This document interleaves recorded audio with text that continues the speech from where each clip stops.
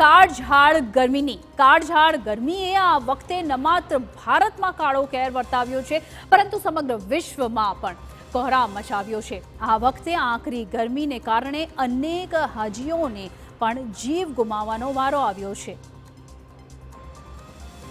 Saudi અરબમાં આવેલું Mecca એ મુસ્લિમ સંપ્રદાયનું સૌથી મોટું પવિત્ર ધામ મનાય છે।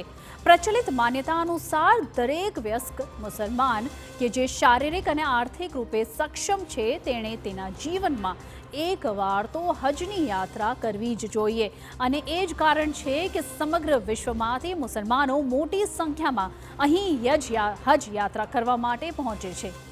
અને આ વર્ષે પણ લગભગ 18 લાખ હાજીઓએ હજની યાત્રામાં ભાગ લીધો। મુસ્લિમ સમાજ મક્કાને અલ્લાહનું ઘર માને છે અને એટલે જ તેની યાત્રાએ આવે છે, પરંતુ આ વખતે ભીષણ ગરમીને પગલે ખૂબ જ ચિંતાજનક સમાચાર સામે આવી રહ્યા છે, અને તે કે હજની યાત્રા દરમિયાન લગભગ 550 તીર્થયાત્રીઓનું તેમને જીવ ગુમાવવાનો વારો આવ્યો છે। હકીકતમાં ભીષણ ગરમીને પગલે આ વખતે અનેક તીર્થયાત્રીઓની તબિયત લથડી હતી। સાઉદી અરબ તંત્ર દ્વારા આમ તો હાજીઓને જરૂરી તમામ સુવિધાઓ ઉપલબ્ધ કરાવાઈ હતી, તો તાત્કાલિક મેડિકલ સારવારની પણ પૂરતી વ્યવસ્થા હતી, પણ તેમ છતાં હીટ વેવ અનેક યાત્રીઓ માટે જીવલેણ સાબિત થયો અને 550 યાત્રીઓને જીવ ગુમાવવાનો વારો આવ્યો।